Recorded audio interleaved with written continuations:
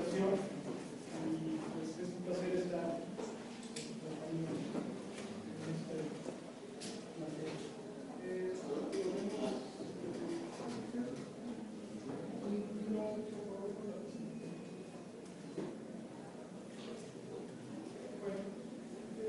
La idea de esta presentación es darles básicamente, tiene cuatro apartados. La primera sería hablar de cambio climático en términos generales, o sea, las bases del cambio climático.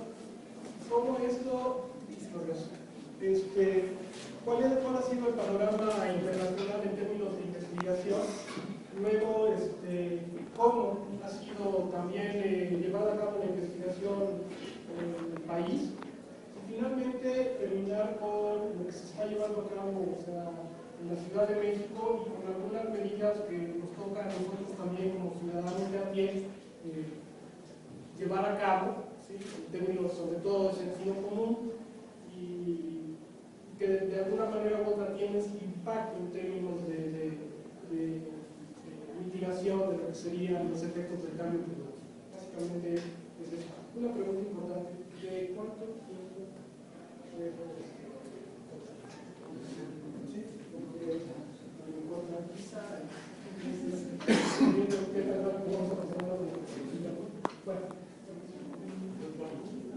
Entonces, bueno, vamos a empezar con lo que serían las bases científicas del cambio climático.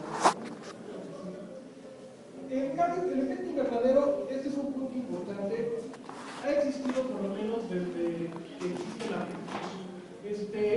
En ese sentido, por ejemplo, si no existiera, vamos a decirlo así, los gases que generan el efecto invernadero, resulta que el planeta estaría en estos momentos a varios grados bajo cero. Sin embargo, la presencia de estos gases que forman parte del efecto invernadero dan pauta a que se tenga una temperatura promedio en todo el planeta de 15 grados, lo cual obviamente favorece una serie de fenómenos vinculados con la vida. Entonces, este es uno de los puntos importantes. El efecto invernadero ha existido desde mucho tiempo atrás. Sin embargo, en este momento, lo que se dan son dos fenómenos. Uno, la elevación de uno de los gases de efecto invernadero, en este caso el dióxido de carbono, ¿sí? Y obviamente esto ha llevado a que mediante estudios se corrobore esta elevación del dióxido de carbono también con una elevación de temperatura. Y es un poco lo que les voy aquí a ilustrar. Un punto que cada vez está menos a discusión es que las emisiones de gases de efecto invernadero son producto de sistemas dinámicos y en el momento, o sea, determinados en la actualidad por combustión antropogénica de los combustibles fósiles, cambio de uso de suelos y patrones, sobre todo patrones urbanos de consumo exacerbado. Entonces, voy a hablar también en términos de cuáles son las diferencias de niveles de emisión entre lo que serían países industrializados y países en procesos de desarrollo, donde también esta es una diferencia importante, porque ahí está centrada la discusión a escala internacional en términos de políticas o posibles políticas públicas.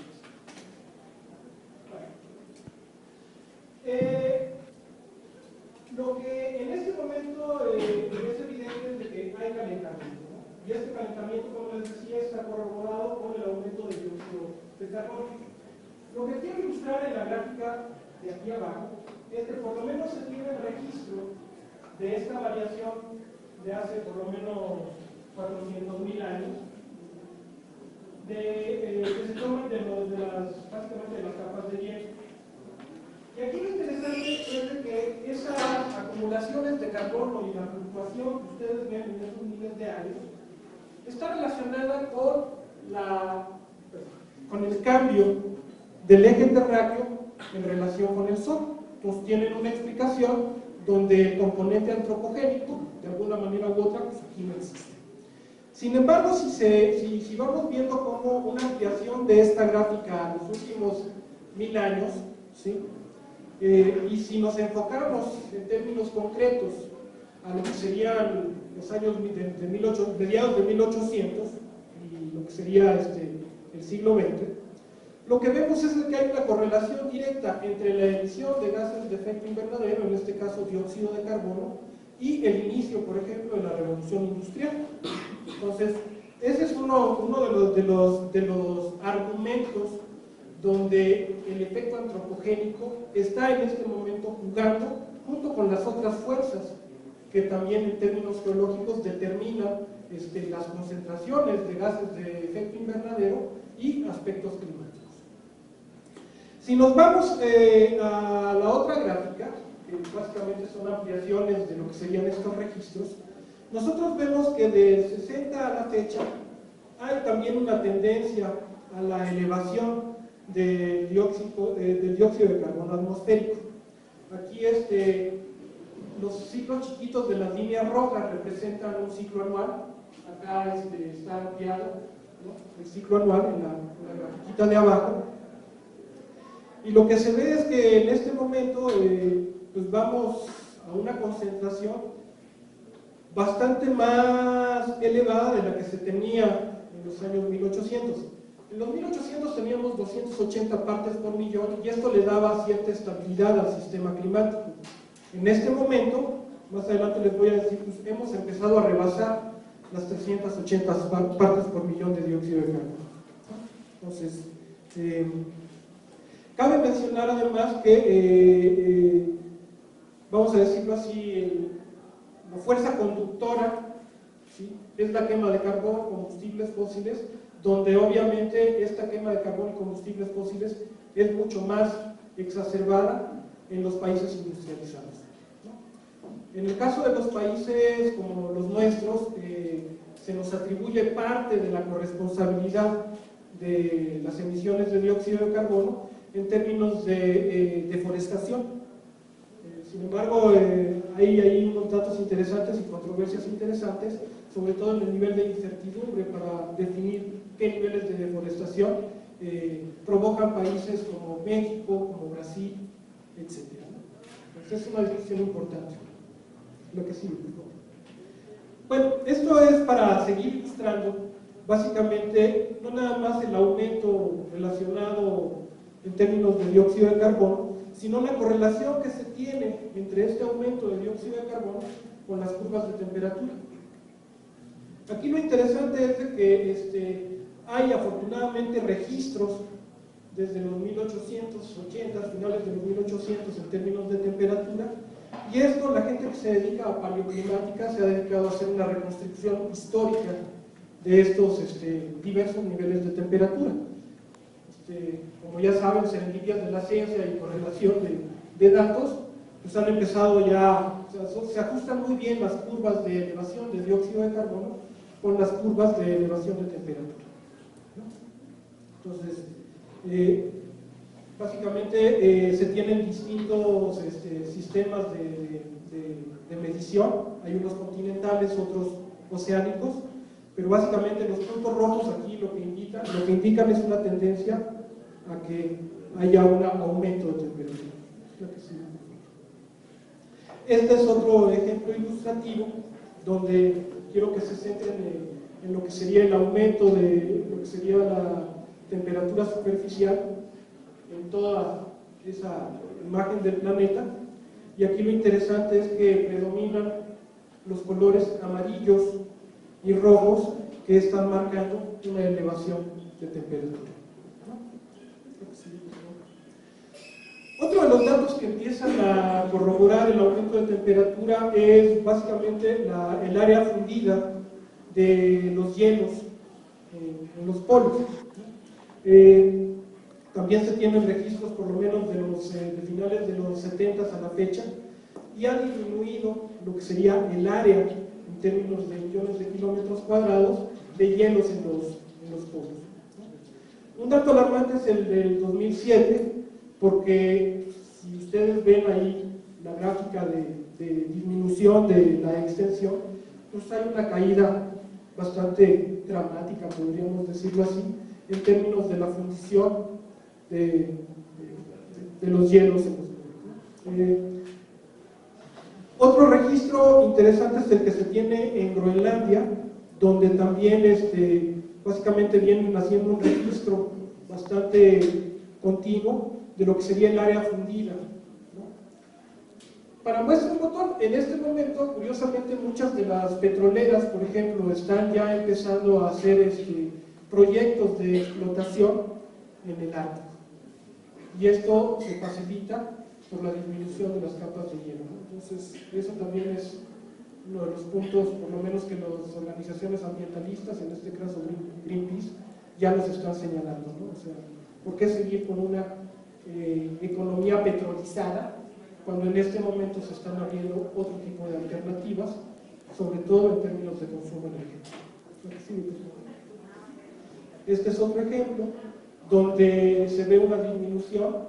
Acá se trata de sobreponer las imágenes y básicamente lo que se ve es de que hay un paso ahí que demuestra que hay una disminución importante en las masas de agua congelada de los océanos. Me imagino que esto ustedes lo han ido siguiendo en algunas noticias, ¿no? Porque ya también el aspecto de difusión mediática del cambio climático empieza a ser retomado en los medios. Esto es interesante, miren, porque pues, como ustedes comprenderán, también el tema del cambio climático está rodeado de escépticos. Entonces, ahorita ya no hay duda de que hay cambio climático, pero sigue habiendo un debate importante sobre cuáles son las causas. Muchas veces se quiere seguir enmascarando, vamos a decirlo así, la relación antropogénica con el cambio climático, argumentando sobre ciclos geológicos o sobre incluso ciclos relacionados con procesos de rayos solares, ¿no?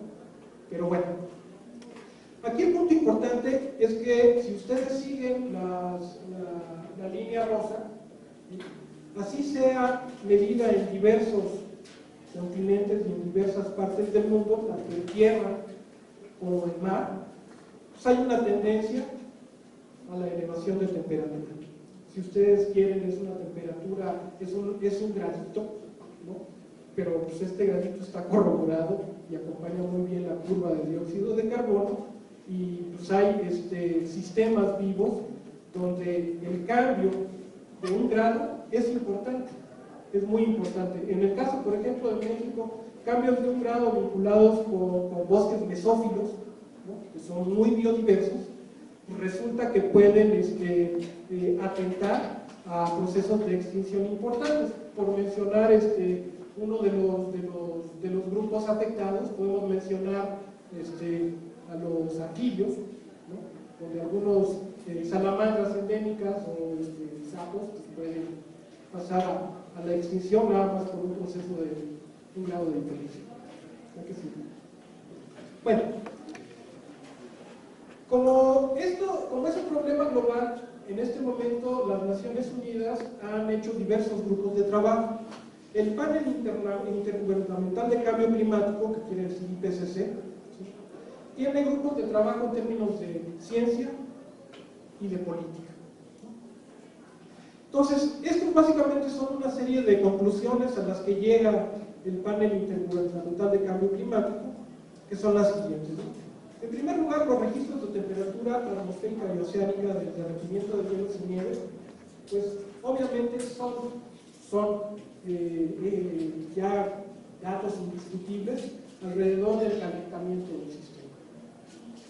Otro punto es que el calentamiento observado en los últimos 50 años del siglo XX ha sido mayor que el de cualquier otro, por lo menos en los últimos 1300 años. La temperatura global ha aumentado aproximadamente 0.74 grados centígrados en los últimos 100 años, y obviamente esto tiene básicamente una tendencia de 0.13 grados por década.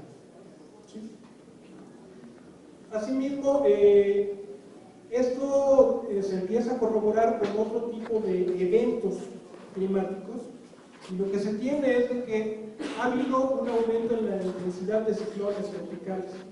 Asimismo, hay un aumento en términos de ondas de calor, y la intensidad y frecuencia de eventos extremos como sequías y lluvias torrenciales también tienen, vamos a decirlo así, o son, vamos a decirlo así, efectos vinculados con el cambio climático, ¿no? Otro de los puntos que en este momento se empiezan a corroborar es de que hay aumentos en el nivel del mar que pueden llegar a ser entre 4 y 6 metros. Entonces, este es el panorama al que están llegando no un científico, sino un sinnúmero de científicos que están estudiando el cambio climático a nivel mundial. Bueno, otro de los elementos que han sido estudiados, en este caso por los químicos vinculados con esta área, es cuáles son los gases que están participando y no nada más en qué proporción, sino cuál es lo que ellos denominan fuerza radiativa.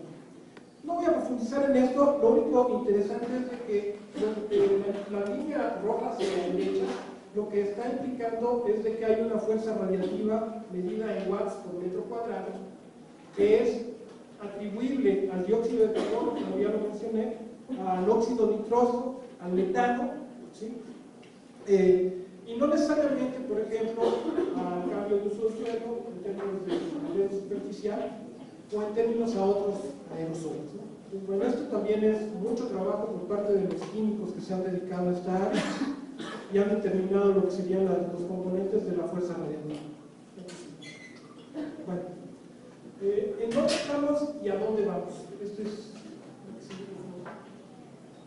lo que los científicos han empezado a hacer para sensibilizar a los políticos es empezar a hacer escenarios a futuro.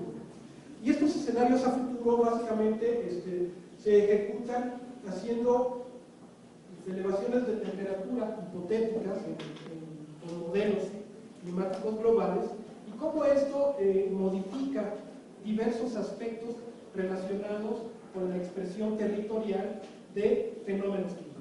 Entonces, ellos empiezan a ver un panorama que, por ejemplo, menciona el de 1 grado centígrado, que es básicamente lo que se ha venido corroborando en el último siglo.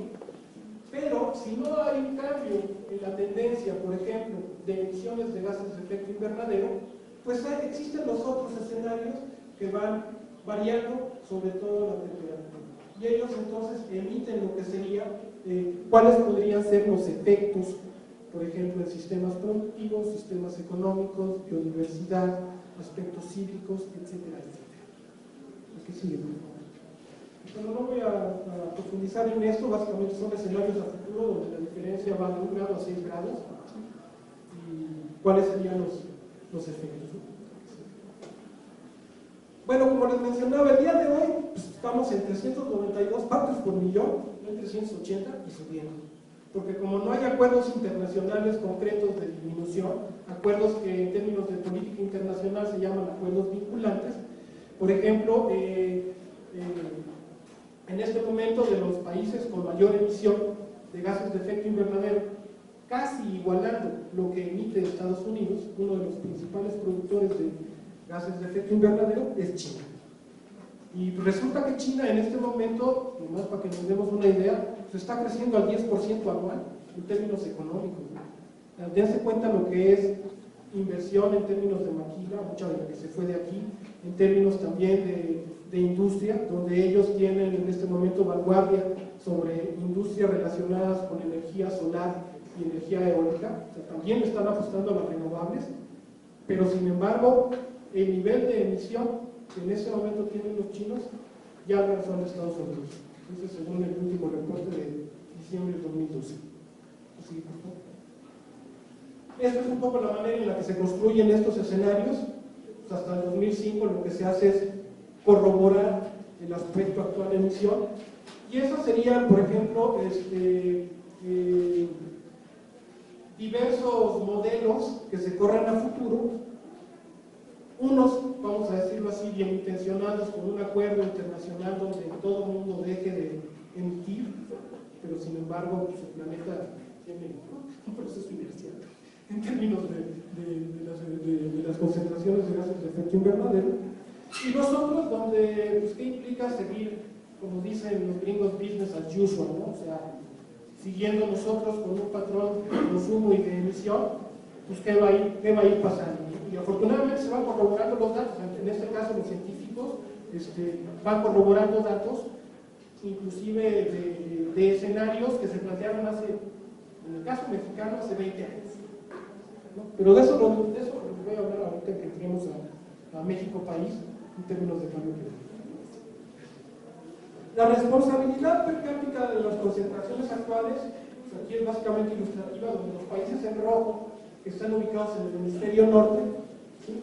Salvo algunas excepciones como Australia, Singapur y demás, son los que emiten, tienen un nivel de emisión per cápita bastante importante, ¿no? Como dato ilustrativo, México está en el 13º lugar, no viene aquí ilustrado, pero está en el 13º lugar a nivel mundial de emisiones.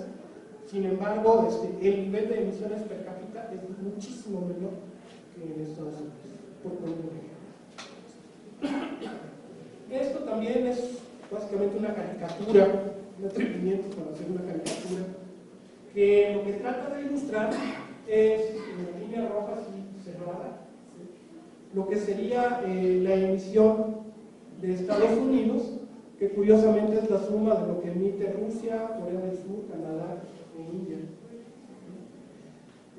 Otro ejemplo importante en términos de emisión es el que, por ejemplo, se puede comparar entre el Reino Unido y Brasil, que emiten mucho menos que Estados Unidos, pero que sin embargo tienen un porcentaje importante. Bueno, nosotros como, vamos a decirlo así, como latinoamericanos, podemos argumentar que no le vamos a entrar en gestión del norte, como dicen algunos colegas.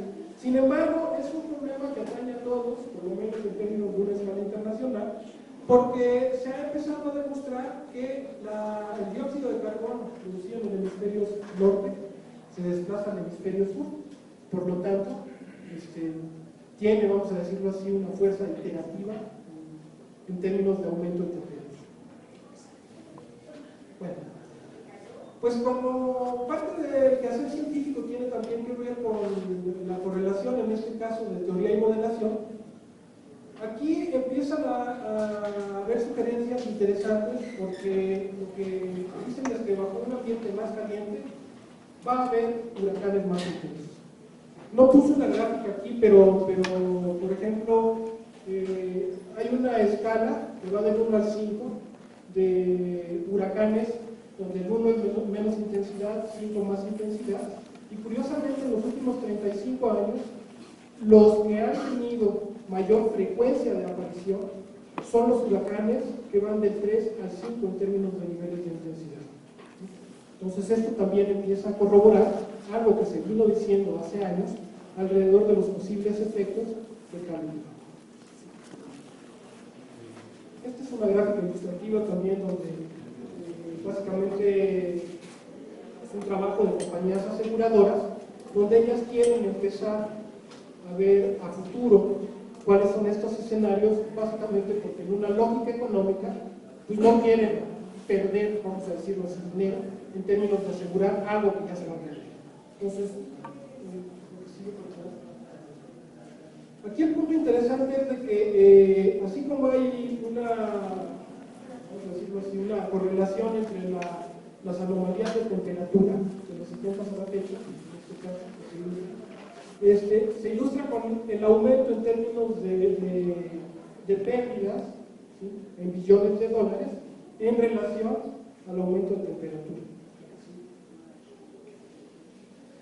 Este es otro ejemplo de estas gráficas donde los eventos climáticos extremos se traducen a lo que serían costos globales, ¿no? Aquí, insisto, el interés es de las compañías aseguradoras, por ejemplo, compañías aseguradoras de producción de alimentos, donde un evento, por ejemplo, de lluvias o sequía extrema, lo que hace, o las obliga en este caso, es a desembolsar un monto importante por pérdida de cosechas, ¿no?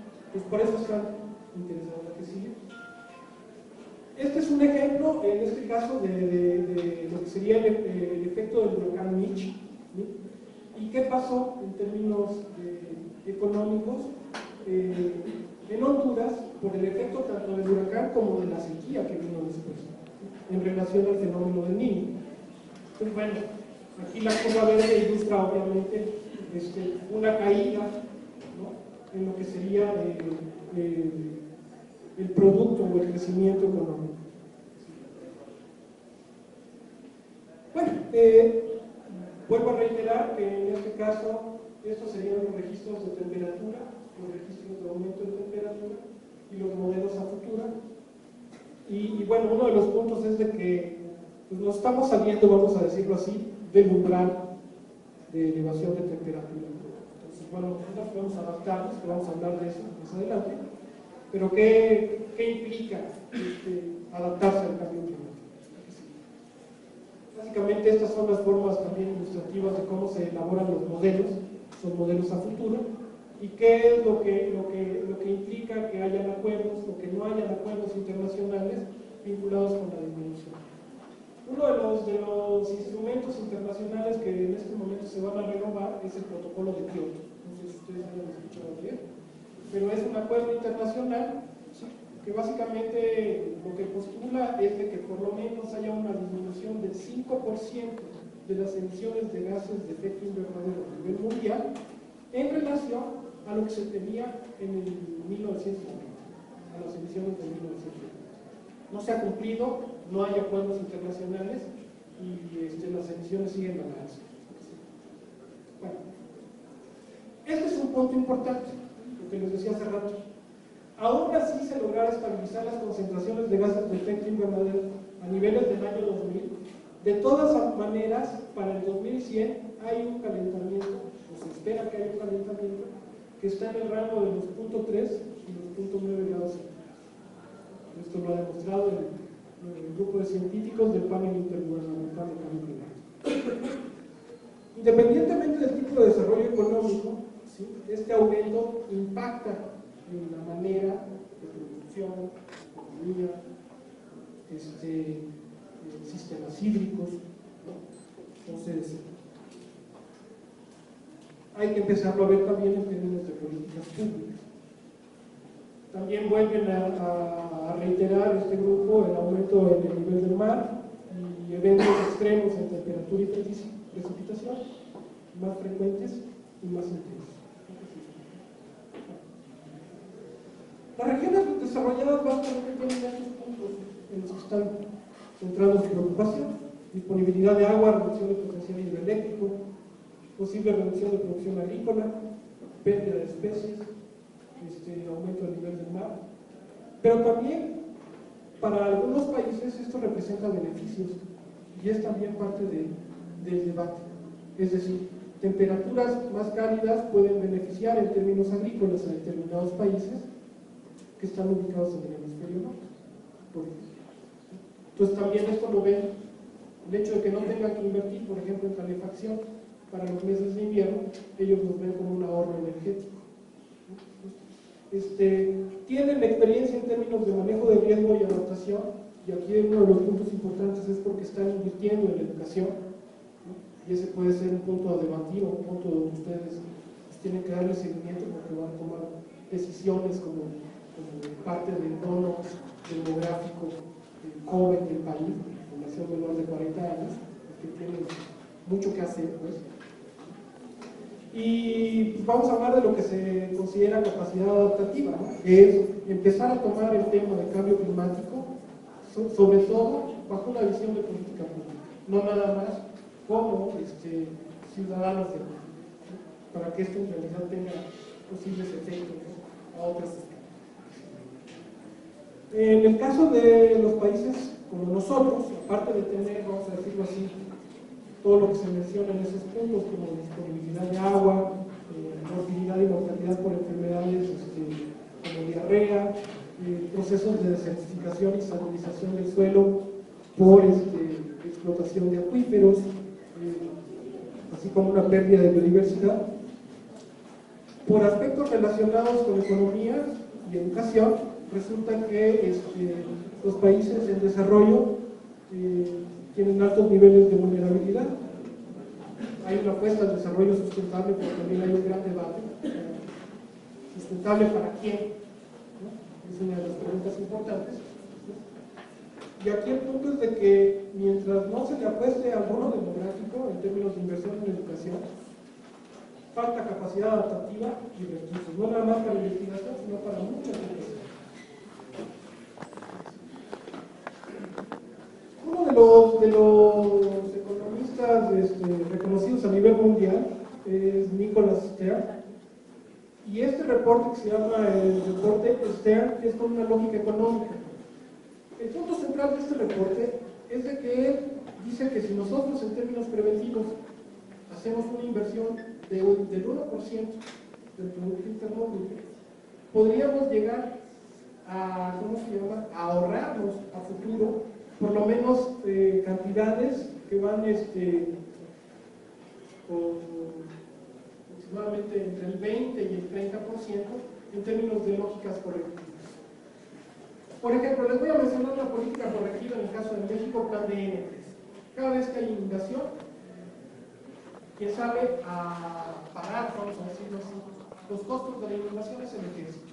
Pero esa es una política reactiva. ¿Por qué reactiva? Porque viene después del evento. ¿Sí? Aquí el punto es de que si nosotros empezamos a invertir en aspectos preventivos, ¿sí?, en términos de política pública, bueno, es un debate importante, a mí me gustaría inquietarles por ese punto a ustedes, pero se evitan costos, ¿no? En pocas palabras, se evitan costos de vida, se evitan costos. Ese es el punto. Creo que sí. Y aquí nada más pongo esta diapositiva porque el punto importante es en que en este momento una inversión considerando el fenómeno del cambio climático es mucho más barato que hacerlo a futuro, ¿no? Ahorita sería preventivo, no correctivo. Bueno, esto nada más era mencionando lo del protocolo, ¿sí?, que desafortunadamente es un protocolo que pues, en este momento va a reactivarse la segunda fase del protocolo, pero para fines prácticos es letra muerta. Cambio climático. Hay dos vías en las que se está percibiendo el fenómeno. Uno es en términos de mitigación de los gases de efecto invernadero, ¿no? Y el otro es en términos, si no se alcanza esta mitigación, porque no se ha alcanzado a escala mundial, pues hay otro concepto que es el de adaptación. O sea, aquellos países que no tienen mucho en términos de emisión de gases de efecto invernadero, de todas maneras son afectados.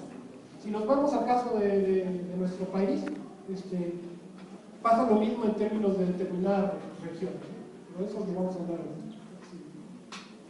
Bueno, pues aquí está, también es un poco, quiero ser jocoso, qué pasa si nos ponemos como la avestruz y metemos la cabeza y no pasa nada, o somos proactivos, ¿no? O sea, aquí tenemos básicamente una decisión de ser reactivos o proactivos ante el fenómeno.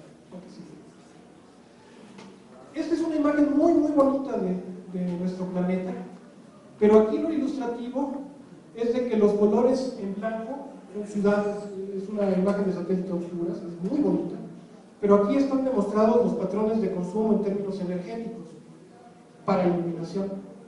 Dense cuenta cuáles son los lugares que están más iluminados. Si nos vamos al país, tiene que ver con las regiones centrales, ¿no? Y esto lo que está básicamente señalando son patrones de consumo, en este caso energéticos. Bueno, en el Centro de Ciencias de la Atmósfera hay un grupo importante que se dedica a modelación. No voy a profundizar en esto, pero lo que sí es, quiero explicarles a grandes rasgos, que se toman datos de entrada que pueden ser económicos, demográficos, holísticos, así como datos físicos. Y básicamente lo que se tiene es una serie de escenarios a futuro, de emisiones, de fenómenos de aumentos de nivel de mar, básicamente proyecciones con una expresión territorial, ¿no?, en determinado punto geográfico. Creo que sí. En los estudios de país, por ejemplo, los escenarios al 2020, básicamente lo que muestran es que hay tendencias al aumento de temperatura. Lugares que van a ser susceptibles a este aumento de temperatura obviamente son lugares desérticos y semidesérticos del país, y uno de los principales recursos afectados son los acuíferos. Sí. Asimismo, el otro dato que se corrobora es el de temperatura y precipitación, van de la mano, ¿no? Y se están haciendo estos escenarios a futuro, primero a escala de país. Estos estudios se iniciaron por lo menos hace 20 años. Son proyecciones a futuro, como les mencionaba, lo que sigue de temperatura, de precipitación, básicamente las tendencias que nos muestran estos modelos, con sus criterios específicos que pueden ser discutidos, es de que hay un aumento de temperatura y una disminución en general de la precipitación. Este es un ejemplo ilustrativo donde se tiene desafortunadamente un incremento en términos de población pobre del lado izquierdo de este esquema, y del lado derecho se hace una corroboración de lo que han sido desastres naturales que representan pérdidas económicas por lo menos de $500,000. Entonces, sí. Otro de los trabajos importantes en términos de estos escenarios a futuros es, por ejemplo, lo relacionado con la agricultura de temporal, en este caso el maíz. En este mapa de acá ustedes tienen lo que serían zonas rojas, las zonas no aptas, las verdes, lo que serían las zonas aptas, y cuando se corren estos modelos climáticos a futuro, lo que se ve es que hay un cambio en la expresión de áreas aptas y no aptas. Entonces aquí surgen varias preguntas, o sea, vamos a decirlo así, es un escenario, es un modelo computarizado si ustedes quieren, pero ¿de qué manera esto representa o se traduce a costos económicos? Todo un área de estudio para ustedes. ¿Qué implica esto en términos? ¿Qué otras alternativas se pueden empezar a implementar en estos escenarios? ¿Cuáles serían los costos sociales que desafortunadamente ya los teníamos en términos de migración y abandono del campo, causadas por otras causas? Pero ¿qué implica también tomar en cuenta el cambio climático como una fuerza conductora más? Otro de los escenarios que han venido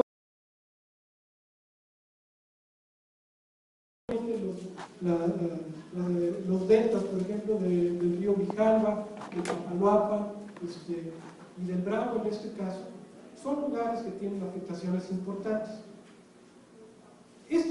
Aquí hay un detalle interesante. Estos datos, por ejemplo, son de 1998.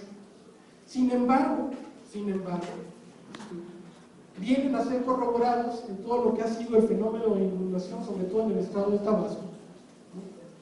Y ahí, pues, la demanda, por lo menos de los científicos, es de que hay negligencia política.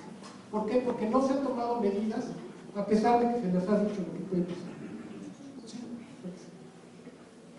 En este caso, se muestra un mapa de país donde se ve lo que serían vamos a decirlo así, los recursos hídricos, el agua, ¿no?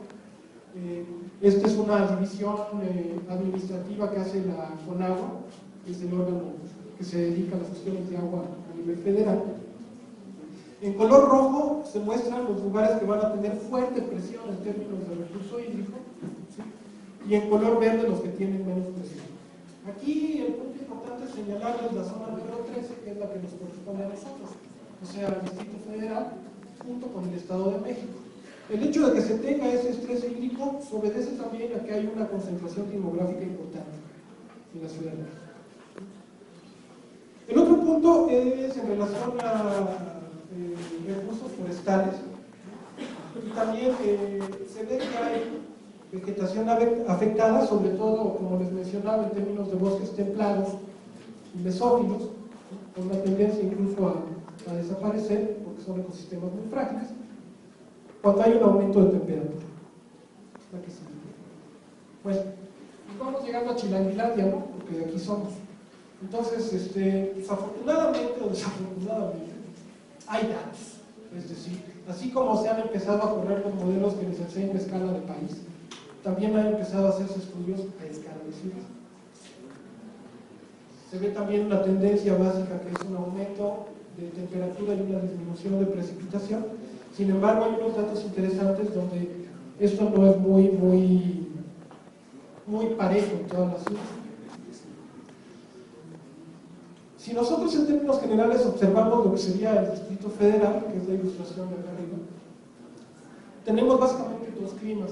Lo que sería el clima templado en la zona sur poniente de la ciudad, y lo que sería el clima seco estepario en lo que sería la parte, vamos a decirlo así, nororiente.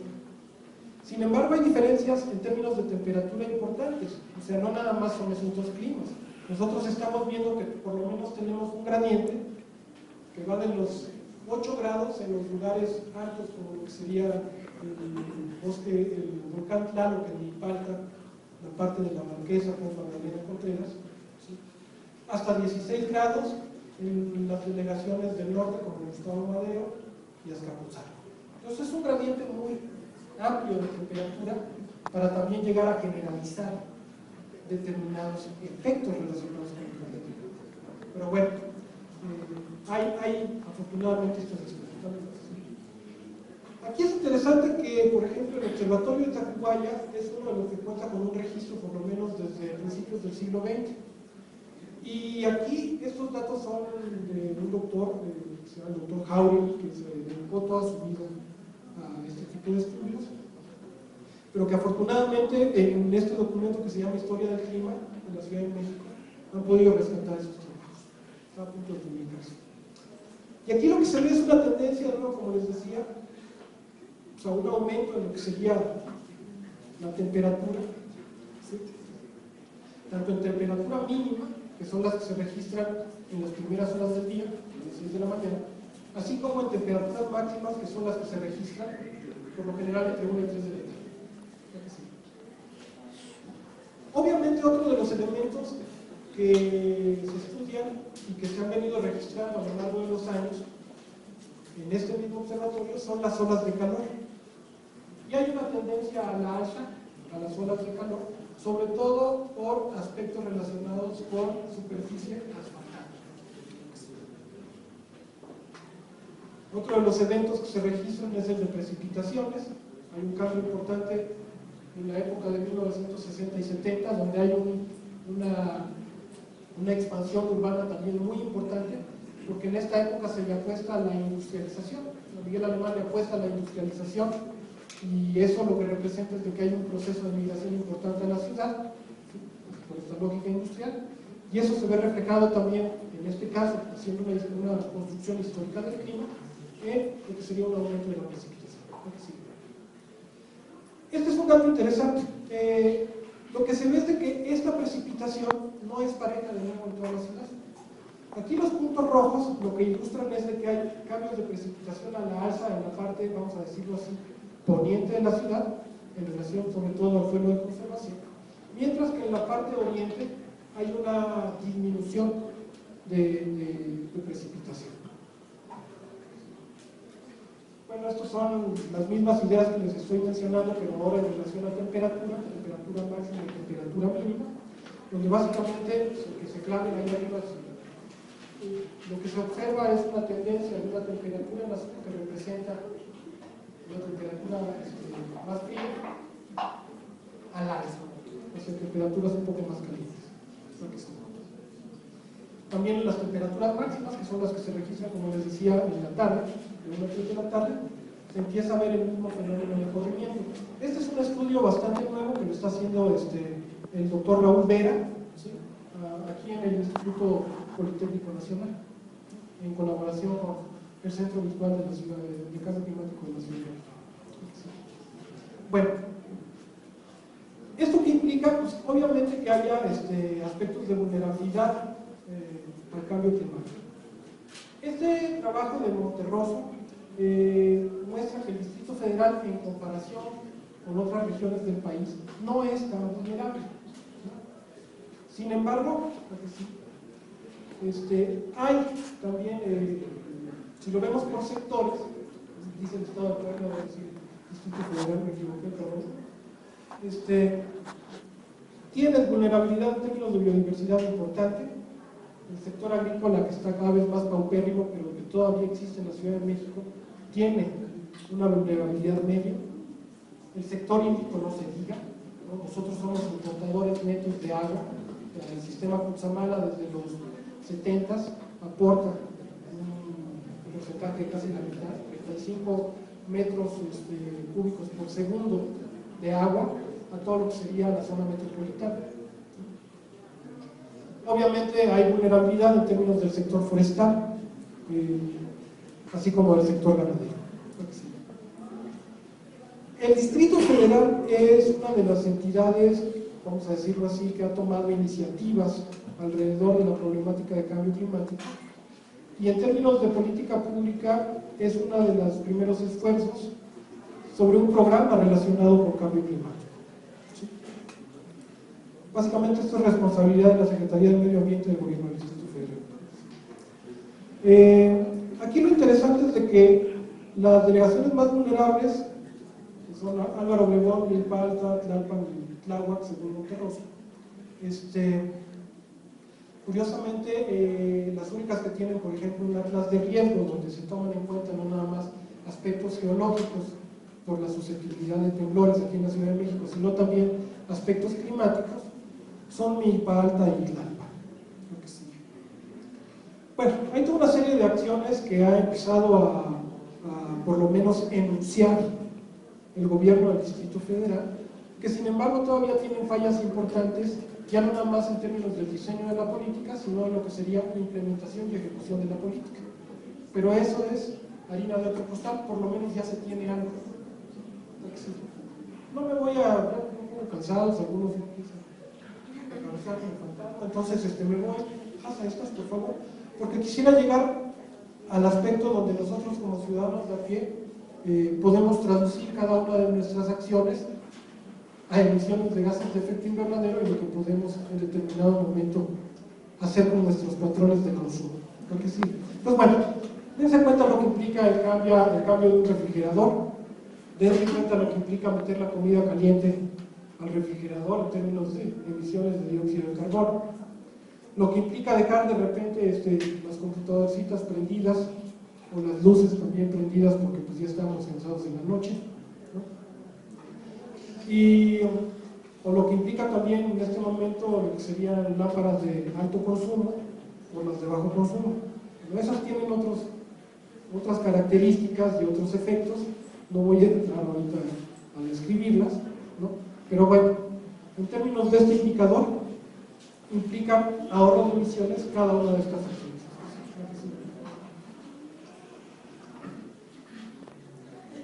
Bueno, yo creo que aquí ustedes pueden identificar cosas que hacen en su cotidiana, ¿no? Y aquí un poco de lo que se trata es de ilustrar qué implicaciones tiene volverte consciente en términos del indicador de emisiones de gases de efecto invernadero y dióxido de carbono. Entonces, ahora sí que es meramente ilustrativo, tómenlo como quieran. Pero pues, en términos de ciudadanos de a pie, sin esperar mucho a que los políticos hagan cosas, pues nosotros podemos hacerlo. Esta es la diferencia entre ser reactivo o proactivo. Antes, determinado término. ¿Qué implica, por ejemplo, que pues, a mí me gusta andar en bici? ¿Qué nos implica, por ejemplo, andar en bici en vez de tomar un coche? Pues es importante, ¿no? Como 240 kilos al año. Bueno, aquí hay una serie de demandas que nosotros podemos hacer siempre y cuando seamos una sociedad organizada, ¿no? Sobre todo hacia las instancias que están llevando a cabo aspectos de política. Y aquí quiero remarcar donde bueno, esto se inició hace 20 años, fueron grupos de investigación que iniciaron solitos, que han venido de alguna manera u otra emitiendo escenarios que se han venido desafortunadamente cumpliendo. Entonces, bueno, pues desde, vamos a decirlo así, desde finales de los 80 a la fecha, todavía hay muchos esfuerzos importantes que hacer. Eso sería con lo que yo cierro mi exposición. Sí, por favor. Hay mucho que hacer. Hay muchísimo que hacer.